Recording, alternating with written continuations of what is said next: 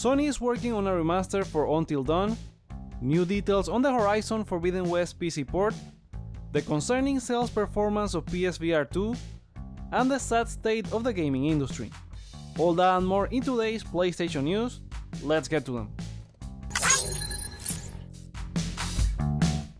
SIG is reportedly set to launch a new remaster, but this time for the 2015 supermassive horror game Until Dawn for both PS5 and PC, according to reliable leaker Baldur. The update to the branch-based interactive horror game is expected to be announced within the next 15 days and apparently has been in development for at least a year. This is the second PlayStation-related leak from Baldur this week, after they also pointed out that Death Stranding 2 on the Beach will be the full title of the Kojima game and will also be revealed within the next 15 days. We can also add that Wario64 reported the PS4 version has been pulled from the Australia and Germany PSN stores, showing as not available for purchase, making this rumor even more real. That all follows rumors from insider Jeff Grubb that a state of play is happening really soon, and with upcoming first-party releases like Helldivers 2, Rise of the Ronin, plus third-party like Suicide Squad, Final Fantasy VII Rebirth or Pacific Drive, Sony may want to do a final push before those games launch and announce a few new things. If these announcements will happen within the next 15 days, expect the event confirmation very soon, maybe by the time you're watching this video, and the state of play likely take place on February 1st or 8th, since they like Thursdays for this event. When do you think we'll have a state of play? Place your bets in the comments. Let's continue with the new PS5 update that is now available for download and focuses on improvements for the Pulse headsets and parties. Users can now see a list of past parties, an equalizer and side tone volume for improved voice chat while using the new PlayStation headsets, a notification for easy switching of the Pulse headsets between PC and PS5, message usability improvements and software stability. Besides that, the update has apparently unintentionally blocked Chronos Send macro devices, which are used for cheating in games, with Chronos Max said to be working on a fix. These measures have been adopted by others in the industry like Epic and Activision, so I don't think this was unintentional, and it's fair if they did so. Some players on social media are celebrating the change and now asking Sony to also block the use of Shim, another popular macro device used for cheating. Next, Sony and Nixxes have announced details for the Horizon Forbidden West Complete Edition PC version, set to release on March 21st, offering players the chance to continue Aloy's adventure with additional content, which is pretty much the Burning Shores expansion, plus what you found in the Deluxe Edition for PS5, including the Karja Behemoth and Nora Thunder Elite costumes and weapons, the in-game resources pack, Apex Close Strider Machine Strike piece, and exclusive photo mode items. The game supports unlocked frame rates, customizable settings and remappable controls, DualSense support, performance-enhanced tech such as NVIDIA DLSS 3 and DLAA, AMD FSR and Intel XES, plus ultra-wide support resolutions like 21, 32 and 48:9, and direct storage for quick loading times. They will be sharing full PC specs in the coming weeks. The PC version is available for pre-order right now, and doing so nets you the black tied outfit and bow, plus you can get the Nora Legacy outfit and spear after linking your PSN with your Steam account. Will you jump into the world of Horizon Forbidden West again or for the first time on PC? Share with us in the comments. Moving on, a new report from Road to VR shows that during the 2023 holiday season, Oculus Quest 2 and Quest 3 significantly outsold PSVR 2 according to Amazon sales data. It was very bad for Sony's device, as it's claimed that for every 1 unit of PSVR 2 sold, Quest headsets sold over 30 units. That amounts to at least 320,000 Quest headsets sold against over 10,000 PSVR 2 headsets. Road to VR does note that Amazon US is obviously not the only place where these devices are sold, so it's a slice of the potential market, but it still moves most of the volume for both.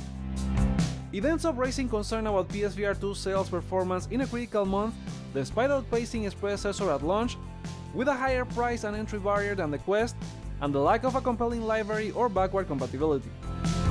I would add that there's not even a roadmap of games that you can expect, which makes it hard to care about why you need to make the additional expense on top of a PS5. Do you have a PSVR 2? Are you happy with the current library of games? Let us know in the comments. Now we have the results from the New York Game Awards, where Baldur's Gate 3 and Alan Wake 2 were the big winners. After being nominated for 6 awards, Baldur's Gate 3 took the best writing in a game and the big one with the best game of the year. Meanwhile, Alan Wake 2 had the best world and best acting in a game, with Melanie Libord as Saga Anderson. Other winners included Chance of Senna as the best indie game, Hi-Fi Rush had the best music, Asgard's Wrath 2 won best AR/VR game, Super Mario Wonder as the best kids game, Honkai Star Rail won best mobile, Resident Evil 4 the best remake, and Cyberpunk 2077 won the best DLC. Elsewhere, Naughty Dog president Neil Druckmann received the Andrew June Legend Award for his contributions to the industry, and Nicole Carpenter from Polygon won Best Games Journalism. From the New York Game Awards, we go to the Game Accessibility Conference Awards, as they celebrated the progress in accessibility options within the medium.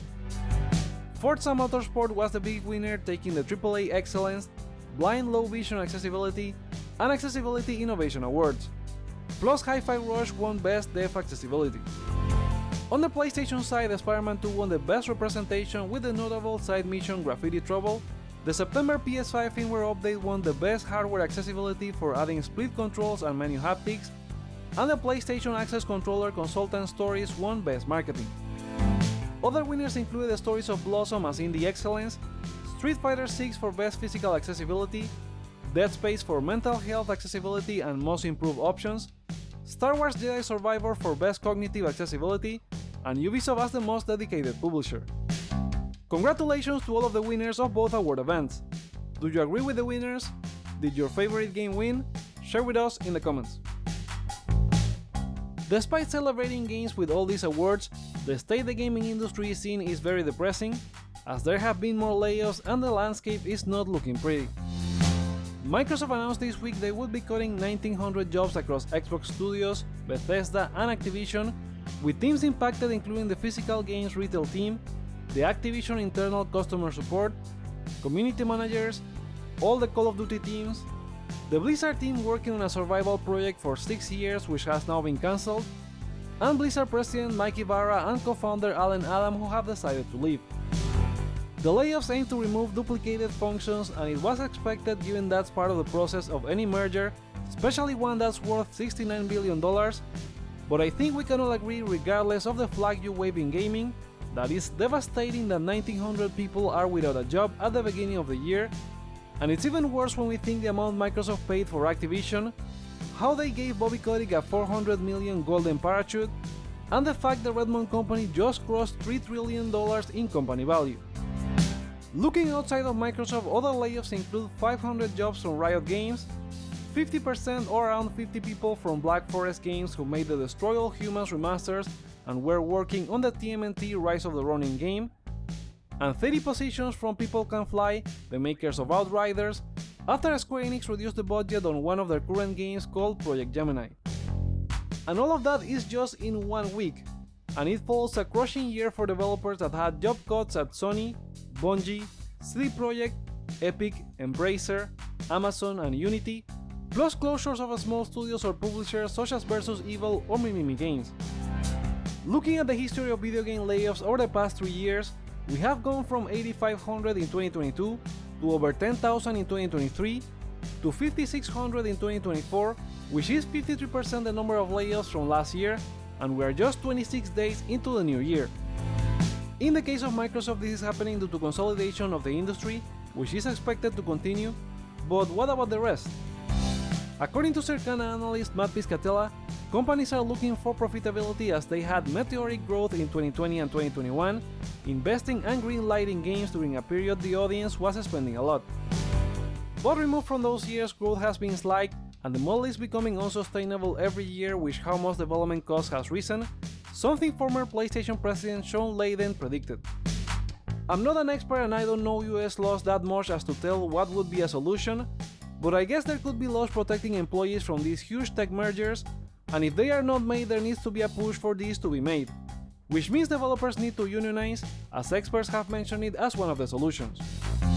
Thanks to Stealth on Twitter, I want to end this section by remembering a quote from the late Nintendo president Satoru Iwata, who decided to cut his pay after the company was not successful with the Wii U and 3DS. If we reduce the number of employees for better short-term financial results, employee morale will decrease. I sincerely doubt employees who fear that they may be laid off will be able to develop software titles that will impress people around the world. Game companies need to remember that developers are the heart and soul of these IPs, and developers need to remember that their work is what made them valuable. Here's hoping for the best for everyone affected. What do you think about the state of the gaming industry and all the layoffs happening? What's your opinion in the comments? Now it's time for a round of quick-fire gaming news. Grounded 2, the Naughty Dog making of documentary for The Last of Us Part 2 is debuting this February 2nd on both YouTube and inside The Last of Us Part 2 Remastered for PS5, offering a behind-the-scenes look at development, including interviews with Neil Druckmann, Troy Baker, and more. Emmy-winning Succession director Mark Mylod has joined the directorial lineup for HBO's The Last of Us Season 2. It's unclear how many episodes Mylod will direct, but he joins the returning directors including Neil Druckmann, Craig Mazin, and Peter Hoare, plus other additions like Nina Lopez Corrado, Stephen Williams, and Kate Herron. It's a stellar list that hopefully will heighten the adaptation of the game's original story, just like the first season. Apple has opened its App Store to game streaming services like Xbox Cloud Gaming and GeForce Now, allowing them to offer full-featured apps instead of being restricted to web apps. Developers can now submit a single app with the capability to stream their entire game catalog, which will be huge for the PlayStation Plus streaming expansion after Sony dropped the plans for PlayStation Now following Apple's restrictions. This is the result of a series of shifts in the App Store following an antitrust investigation by the European Commission. Final Fantasy VII Advent Children Complete, the director's cut of the CGI cinematic sequel, will have a 2-day screening in US cinemas in February. Square Enix partners with Fathom and Sony Pictures for the event, offering English dub and sub versions on February 21st and 22nd respectively. This is all part of marketing for Rebirth, as it will include an introductory reel with Final Fantasy VII history, connection to the movie, and Rebirth gameplay footage alongside interviews. After threatening Rockstar with a $10 million lawsuit over alleged likeness theft in the GTA 6 trailer, Lauren Sullivan, aka the Florida Joker, is now seeking to voice the character in the game and has let Rockstar know in his latest TikTok video. He suggests giving him more storyline in the game, letting him voice the character, and compensating him with a few $1 million, as he hopes to avoid legal action. Striking Distance Studios, the developer of the Callisto Protocol, is hiring for an unannounced Unreal Engine 5 title. The studio is seeking a lead gameplay animator for the mystery project, with responsibilities including planning, organizing, supervising, and inspiring the team's work. The move follows challenges with the Callisto Protocol, which didn't meet commercial expectations, resulting in layoffs and the departure of studio founder Glenn Schofield in September. Focus Entertainment, publisher of games like A Plague Tale: Requiem, will rebrand as Polo Entertainment starting April 1st, 2024. This change follows the appointment of Geoffroy Sardin as the new deputy CEO and a company reorganization. The transformation involves spinning off the historical publishing activity, creating Focus Entertainment Publishing led by John Bird, a division for independent games and retro gaming managed by Cyril Imbert, and the studios division housing Creative Studios. And those are the PlayStation stories for today. Come back on Monday for a new video, but remember to share your thoughts on any of these news in the comments below, like or dislike to let me know your feedback, check out other videos you may enjoy while you're here, such as a new Sony Electronics and Square Enix partnership, and consider subscribing for more on PlayStation. Thank you so much for watching, my name is Joseph, this is Hype for Games, and let's get hype!